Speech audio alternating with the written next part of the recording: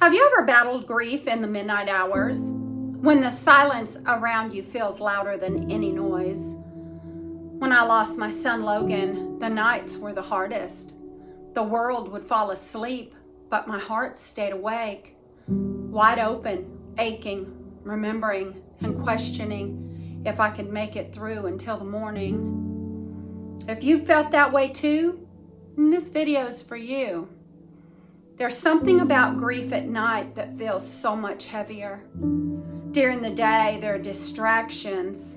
People call, errands need to be done. The noise of life can soften the ache for a little while. But when night falls, everything is quiet. And in that stillness, grief has a way of growing louder. I remember laying awake after Logan's passing, staring at the ceiling, listening to the silence. Every memory replayed itself. Every what if echoed louder. I felt like the night swallowed me whole. Maybe you felt it too. The kind of sorrow that doesn't cry out loud, but screams in silence. The midnight hours bring a unique kind of agony. Everyone else is sleeping. The world seems at rest. But for the grieving heart, that's when memories come rushing in. Every laugh, every conversation, every goodbye feels amplified in the darkness. I couldn't hide from my feelings at night. I couldn't perform bravery. I couldn't keep myself busy. I just sat there with the ache, and it was exhausting. And grief doesn't just break your heart, it breaks your body too. Sleeplessness, restlessness, and the exhaustion of carrying both sorrow and fatigue, it wears you down.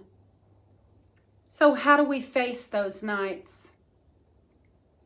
I don't have a perfect answer for that, but I can share what helped me breathe through them. And some nights I wrote letters to Logan. Other nights I just scribbled feelings that made no sense, but putting pen to paper gave my pain a place to go. And sometimes worship songs, sometimes just soft piano, something that was a reminder that I wasn't alone. And prayer. I don't mean polished prayer. I mean the raw kind. God, this hurts. God, I can't do this.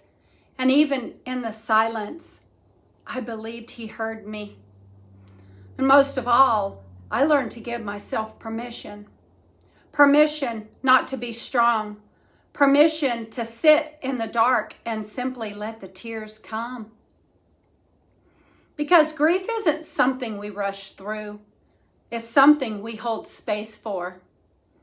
And here's the thing. Sometimes in those long nights, a light would break through. Not always, but enough to remind me hope was still alive. A memory that made me smile instead of sob. A scripture verse that popped into my head like Psalms 35. Weeping may endure for a night, but joy comes in the morning. A friend who messaged me at just the right time, not even knowing I was awake.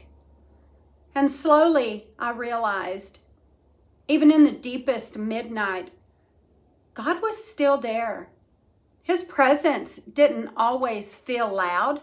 Sometimes it was just a whisper, but it was enough to keep me going until the morning. And friend, I want you to know something important. The midnight darkness of grief isn't a phase to rush through. It's part of the process. And if this is your reality right now, you're not broken. You're not weak. You're grieving.